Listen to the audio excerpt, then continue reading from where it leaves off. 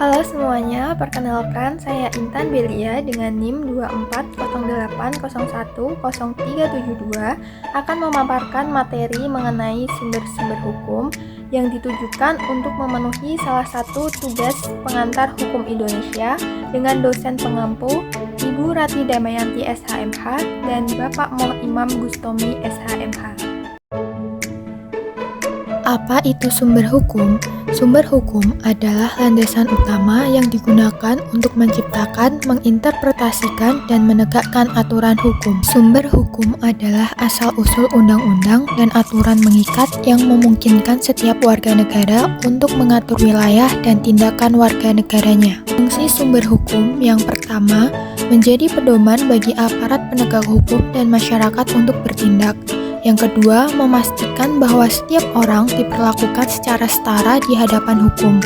Dan yang ketiga, meminimalisir konflik sosial dengan memberikan batasan jelas mengenai hal-hal yang boleh dan tidak boleh dilakukan. Tujuan sumber hukum yang pertama yaitu menjamin keseimbangan dalam hubungan antar anggota masyarakat.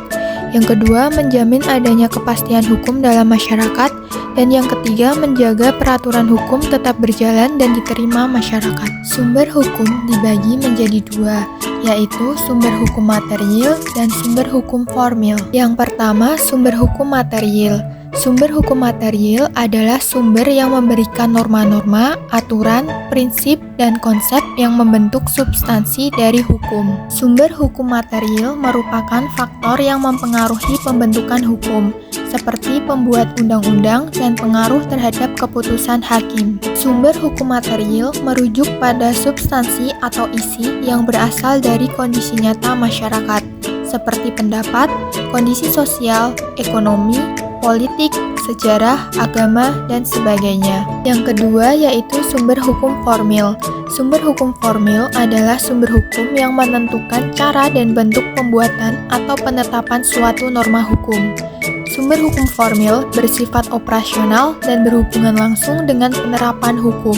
Sumber hukum formil sendiri merujuk pada proses pembentukan hukum yang jadi bagian tugas dari lembaga legislatif. Dengan demikian, hasil akhirnya berupa undang-undang. Sumber hukum formil dibagi menjadi 5, yaitu undang-undang, jurisprudensi, traktat, kebiasaan, dan doktrin. Yang pertama yaitu undang-undang.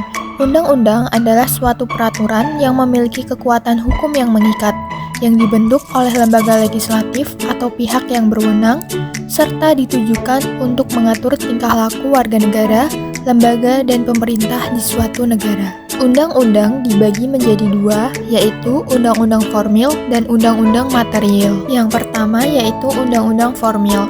Undang-undang formil adalah peraturan yang dibentuk oleh badan perundang-undangan negara yang berwenang dan ditinjau dari sudut pandang cara pembentukannya. Undang-undang dalam arti formil mengacu pada proses pembentukan peraturan tersebut. Penekanan dalam undang-undang formil ada pada siapa yang membuat dan bagaimana proses pembuatan tersebut. Yang kedua adalah undang-undang material.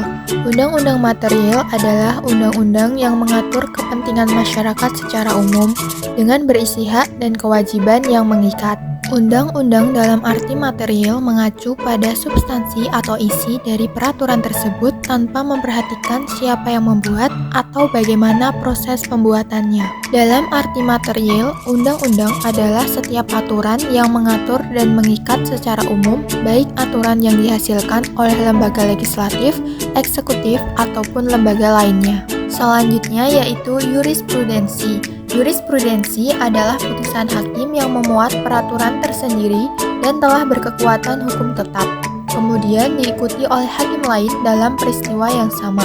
Jurisprudensi digunakan oleh hakim di dalam memberi putusan penyaksian perselisihan suatu masalah dalam hal tidak ada peraturan perundang-undangannya. Selanjutnya yaitu traktat. Traktat adalah perjanjian atau kesepakatan yang dibuat oleh dua negara atau lebih untuk mengatur hubungan mereka dalam berbagai aspek, seperti politik, ekonomi, dan keamanan. Traktat merupakan salah satu sumber hukum internasional dan salah satu bentuk perjanjian internasional. Traktat dibagi menjadi 3 jenis, yaitu yang pertama, traktat bilateral, Yang kedua, traktat multilateral, dan yang ketiga, traktat kolektif. Selanjutnya, kebiasaan. Kebiasaan adalah perbuatan manusia yang tetap dilakukan berulang-ulang dalam hal yang sama.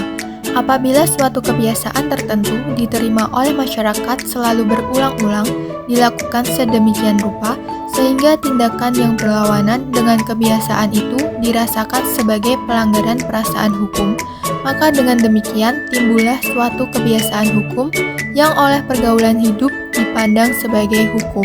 Dan yang terakhir yaitu doktrin. Doktrin merupakan pendapat atau pendirian ilmiah yang disusun dan dikemukakan secara rasional dan dapat meyakinkan orang lain. Doktrin ini memiliki peranan penting karena doktrin ini dikemukakan oleh seorang ilmuwan hukum yang bisa mempengaruhi jurisprudensi dan bisa menjadi kaidah hukum. Karena itu, doktrin itu dapat menjadi bagian dari sumber hukum positif.